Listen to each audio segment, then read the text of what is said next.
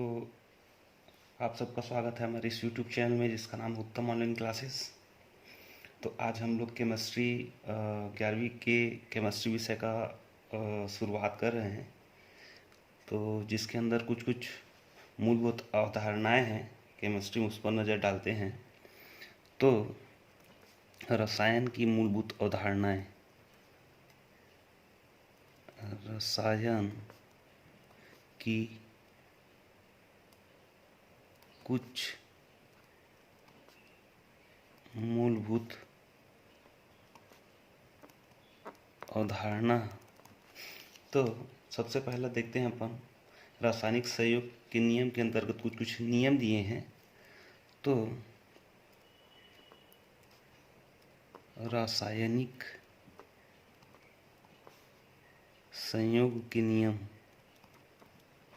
संयोग के नियम। तो देखिए, सबसे पहला है द्रव्यमान संरक्षण का नियम। तो द्रव्यमान संरक्षण का नियम, इसी को ही द्रव्य अविनाशिता का भी नियम कहते हैं। तो द्रव्य अविनाशिता का नियम। तो देखिए होता क्या है, तो किसी रासायनिक अभिक्रिया में, किसी रासायनिक अभिक्रिया में क्रियाकारक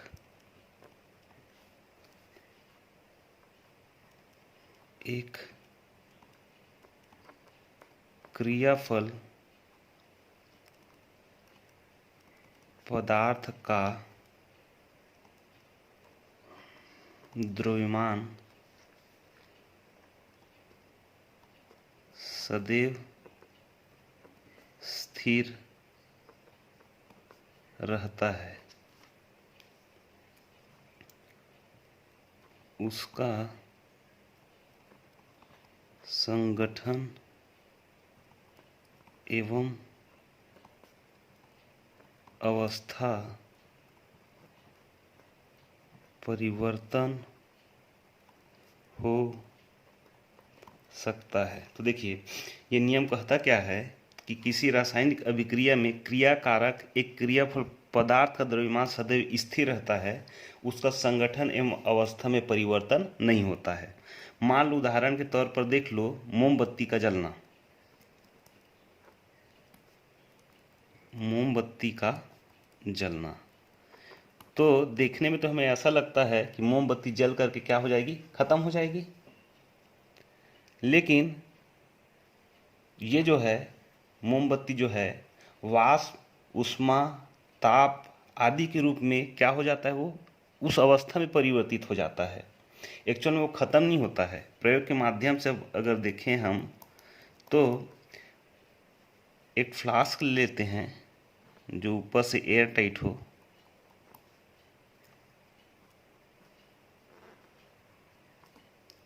और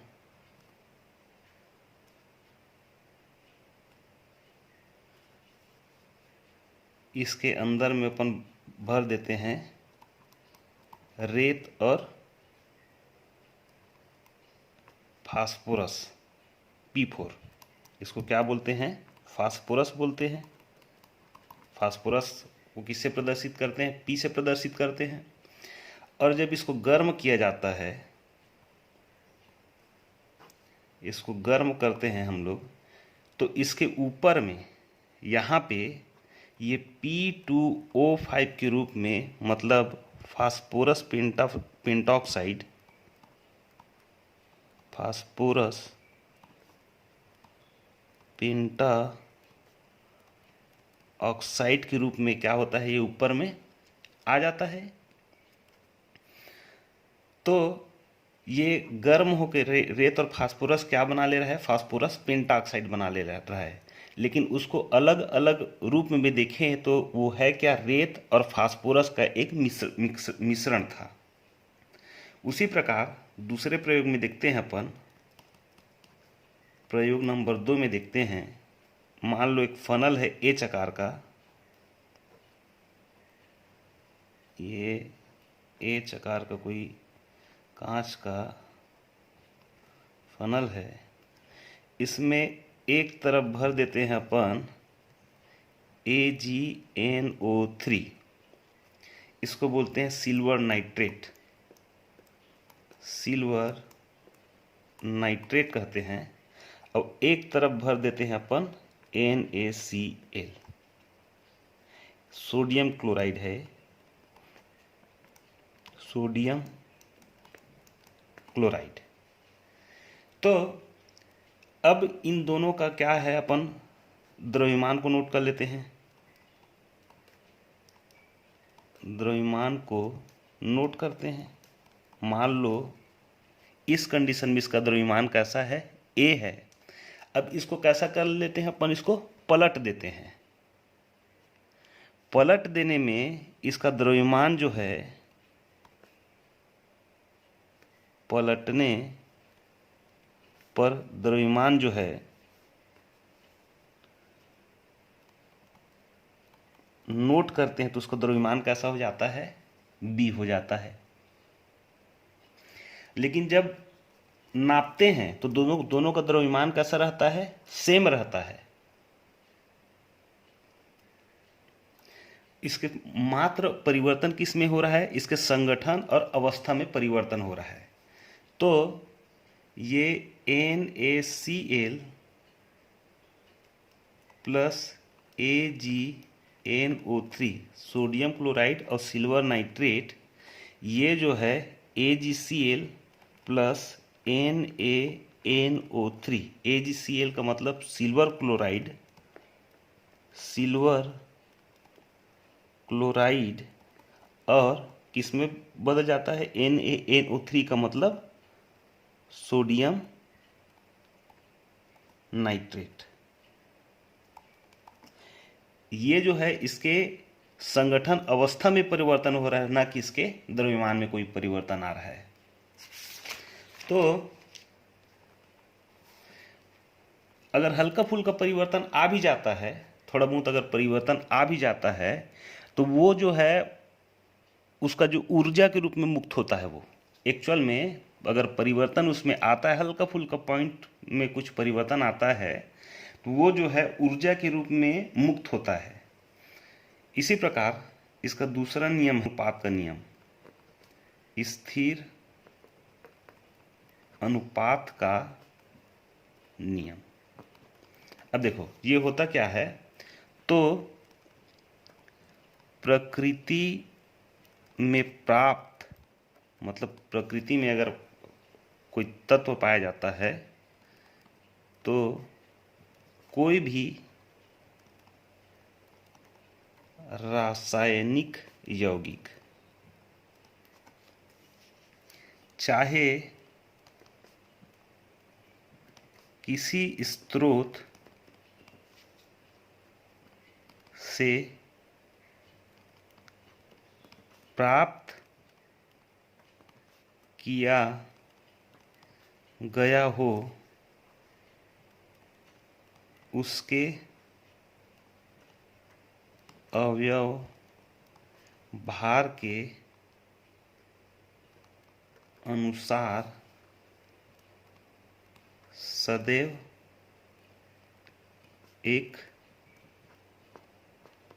निश्चित अनुपात में होते हैं। उदाहरण के तौर पे मान लो, ये कह क्या रहा है, उदाहरण से अपन समझते हैं। मान लो पानी है, H2O, ये पानी है। पानी अपन तालाब से लाएं कि अपन प्रयोगशाला में बनाएं, कि पानी समुद्र का हो, कि पानी किसका हो, नदी का हो। तो इसके परमाणु भार की अगर गणना करें तो यहाँ पे हाइड्रोजन का परमाणु भार होता है 1 और ऑक्सीजन का परमाणु भार होता है 16। तो यहाँ पे 2 हाइड्रोजन हैं, तो 2 इंटू 1 ये 16 का 16 हुआ, तो 2 1 कम 2 और 16, मतलब 2 1 कम 2 और 2 अट्ठे 16। मतलब उसका अनुपात सदैव कैसा होगा, 1:8 में ही होगा। मतलब 1 किसका होगा, हाइड्रोजन का, और अनुपात 8 किसका होगा, ऑक्सीजन का। चाहे वो पानी तालाब का पानी हो, कि वो प्रयोगशाला में बनाया हो, कि वो समुद्र का पानी हो, या वो नदी का पानी हो, इसके अवयव का अनुपात हमेशा कैसा प्राप्त होगा, इसको बोलते हैं अवयव का अनुपात। अवयव का अनुपात। तो इस नियम में यही बताया गया, प्रकृति में प्राप्त कोई भी रासायनिक यौगिक चाहे किसी भी स्रोत से प्राप्त किया गया हो, उसके अवयव भार के अनुसार सदैव एक निश्चित अनुपात में होता है। अब इसको एक न्यूमेरिकल क्वेश्चन के तौर पे देखते हैं तो ज़्यादा समझ में आएगा। तो एक क्वेश्चन देखते हैं, 1.375 ग्राम CuO, इसको बोलते हैं क्यूप्रिक ऑक्साइड, कोष्टक में लिख देते हैं क्यूप्रिक ऑक्साइड को हाइड्रोजन के प्रवाह में गर्म करने पर 1.098 ग्राम तांबा बचा। गर्म कर रहे हैं, कितना ग्राम तांबा बच रहा है, 1.098 ग्राम तांबा बच रहा है। एक दूसरा प्रयोग है में 1.179 ग्राम तांबा को HNO3 मतलब नाइट्रिक बोलते हैं इसको, नाइट्रिक अवयव में विलय करके CuNO3, मतलब ये क्या है, कॉपर का नाइट्रेट है, मतलब कॉपर नाइट्रेट है, कॉपर नाइट्रेट बनाया गया।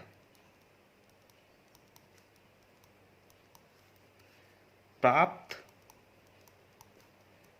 कॉपर नाइट्रेट CuNO3 को जलाकर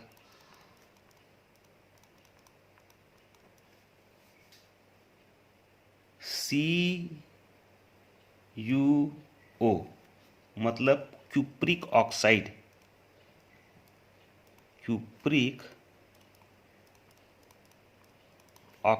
CuO मतलब क्यूप्रिक ऑक्साइड बनाया गया,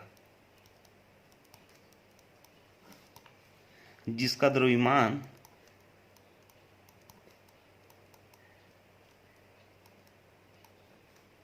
1.476 ग्राम प्राप्त हुआ। इसके स्थिर अनुपात के नियम को समझाइए। एक बार और क्वेश्चन को पढ़ लेते हैं। कितना है, 1.375 ग्राम क्यूप्रिक ऑक्साइड को हाइड्रोजन में प्रवाह करने पर, हाइड्रोजन में प्रवाह कर रहे हैं, कितना ग्राम बचा, 1.098 ग्राम तांबा बचा। एक अन्य, ये अलग प्रयोग हुआ और ये दूसरा प्रयोग हुआ। एक अन्य प्रयोग में 1.179 ग्राम तांबा को नाइट्रिक अवयव की विलय करके कॉपर नाइट्रेट बनाया गया। प्राप्त कॉपर नाइट्रेट को जलाकर क्यूप्रिक ऑक्साइड बनाया गया, जिसका द्रव्यमान कितना है, 1.476 ग्राम प्राप्त हुआ, इसके स्थिर अनुपात को समझाइए। तो दोनों अलग अलग प्रयोग है और दोनों प्रयोग में क्या बन रहा है, क्यूप्रिक ऑक्साइड बन रहा है। तो हम लोग देखेंगे ये कि ये जो नियम है मतलब जो क्यूप्रिक ऑक्साइड वो जो बना रहा है उसका जो अवयव भार है उसका अनुपात कैसा होता है। तो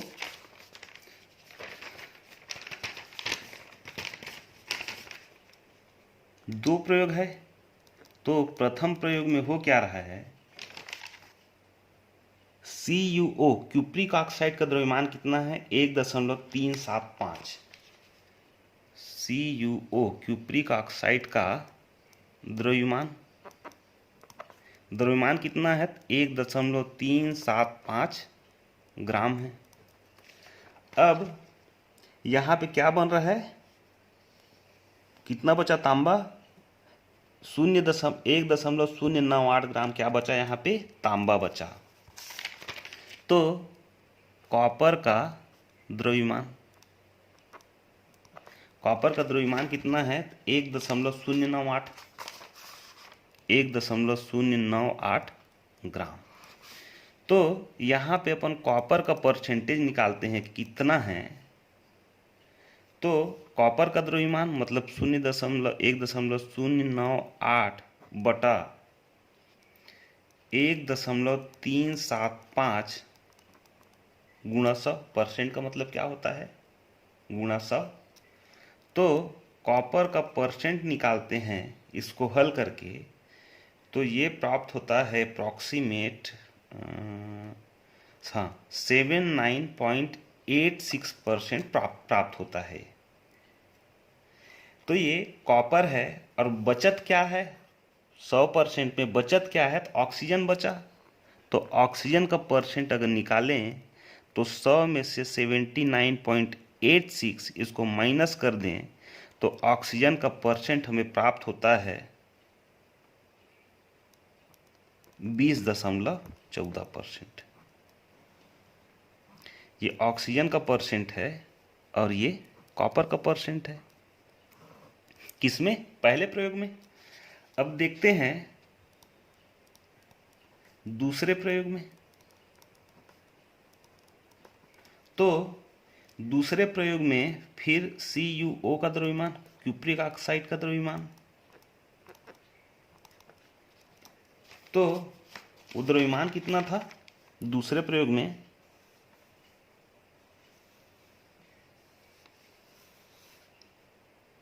1.476 ग्राम था, 1.476 ग्राम था। अब फिर निकालते हैं कॉपर का द्रव्यमान।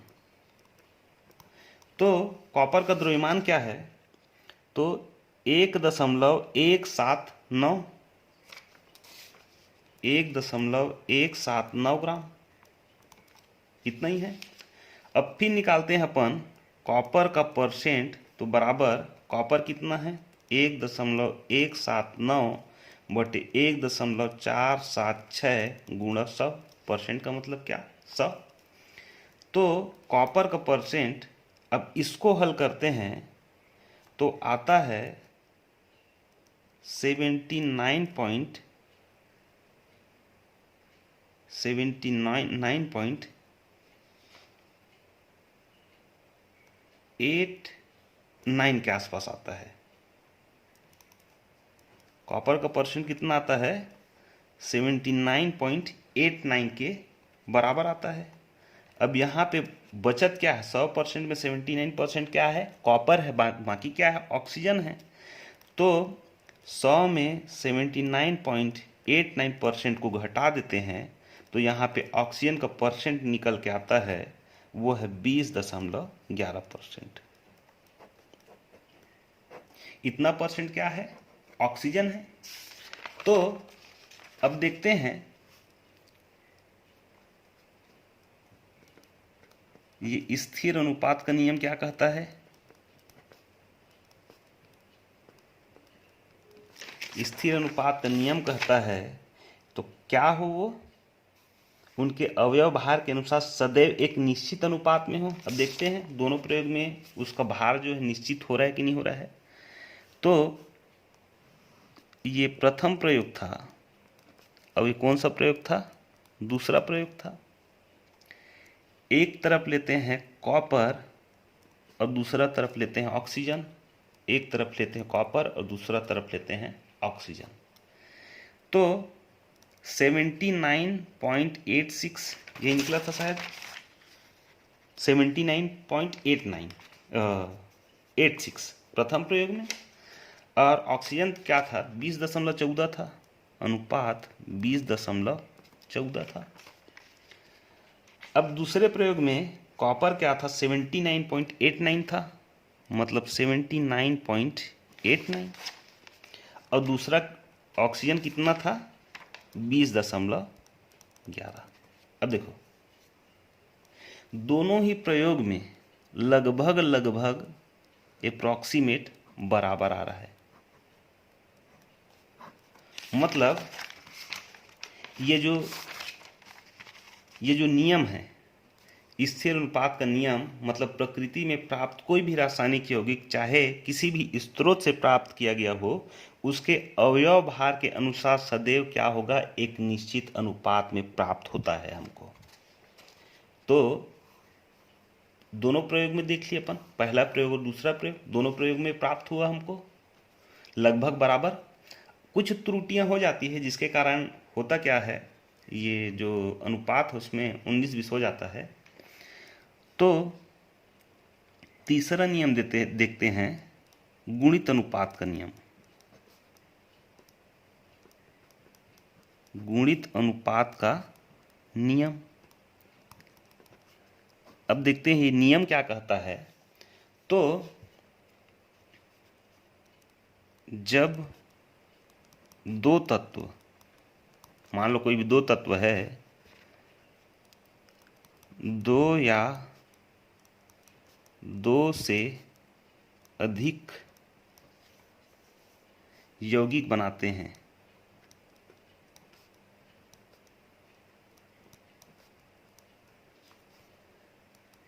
तो एक तत्व दूसरे तत्व के एक तत्व दूसरे तत्व के निश्चित भार से संयोग करे तो वह तत्व आपस में एक सरल अनुपात में होगा। देखिए कहता क्या है गुणित अनुपात का नियम, जब दो तत्व या दो से अधिक यौगिक बनाते हैं, जब दो तत्व दो या दो से अधिक यौगिक बनाते हैं, तो एक तत्व दूसरे तत्व के निश्चित भार से संयोग करे तो वह तत्व आपस में कैसा होता है? सरल अनुपात में होता है। तो देखते हैं होता है कि नहीं होता है। तो जैसा मान लो N2O है, N2O मतलब नाइट्रस ऑक्साइड बोलते हैं इसको, नाइट्रस ऑक्साइड बोलते हैं इसको। फिर है NO, इसको बोलते हैं नाइट्रिक ऑक्साइड।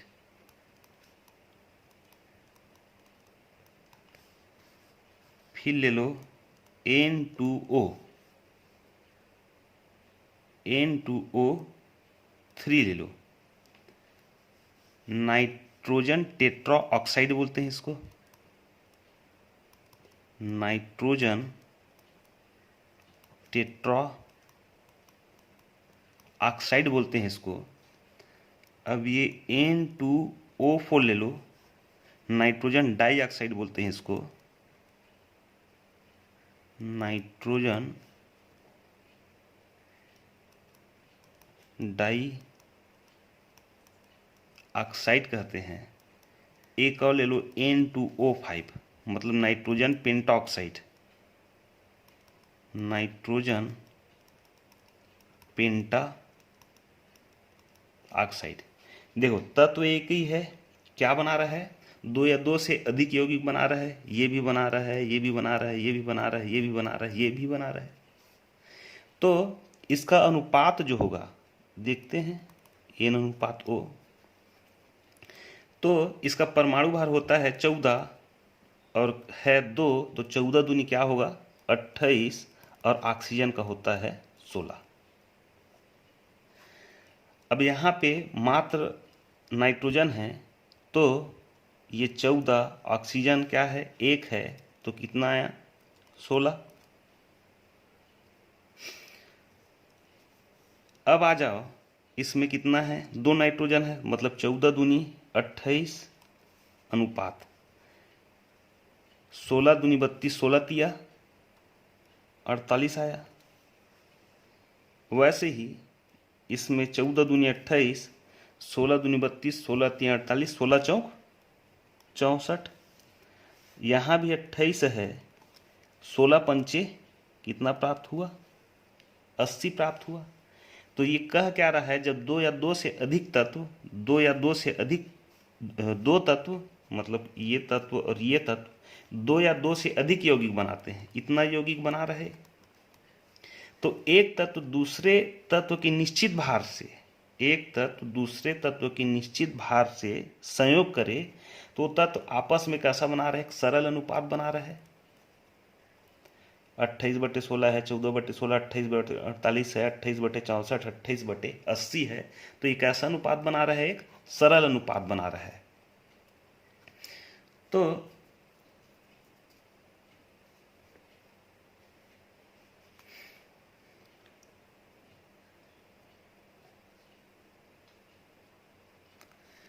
अब देखो यहाँ पे नोट करके लिख लेना, ये जो नियम जो है दो चीज़ों पर लागू नहीं होता है। एक तो होता है समस्थानिक, और दूसरा जो होता है वो होता है एल्केन। अब देखते हैं कि इन दोनों पर लागू क्यों नहीं होता। तो मान लो एक 200 PbO है, एक समस्थानिक है, इसका दूसरा समस्थानिक जो है ये 206 और आता है 208। ऑक्सीजन का भार कितना होता है 16, ऑक्सीजन का भार कितना होगा 16 होता है। तो इनके अगर अनुपात को देखें, मतलब ये ऑक्सीजन लेड का अनुपात और ये ऑक्सीजन का अनुपात, तो एक होता है 206 अनुपात 16 और दूसरा हो जाता है 208 अनुपात 16। तो यहाँ पे समस्थानिक में ये सरल जो तत्व का जो ये गुणित अनुपात का जो नियम है वो क्या है, लागू नहीं होता।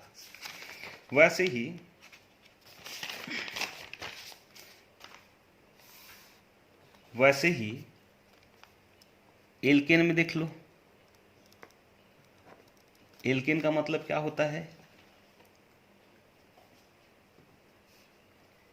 CH4 हो गया, C2H6 हो गया, C3H8 हो गया, एथेन मेथेन प्रोपेन है ना, ये सब हो गया। तो लिख लो एथेन मीथेन और ये क्या है प्रोपेन है।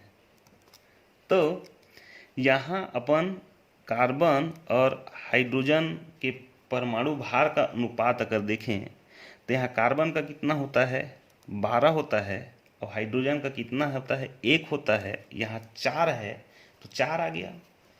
वैसे ही यहाँ पे 12 दूनी 24 आया, और यहाँ पे कितना है 6 है। यहाँ पे 12 तिये कितना 36 आया, और यहाँ पे क्या है 8 है। तो ये एक निश्चित अनुपात में, एक सरल अनुपात में प्राप्त नहीं हो रहा है।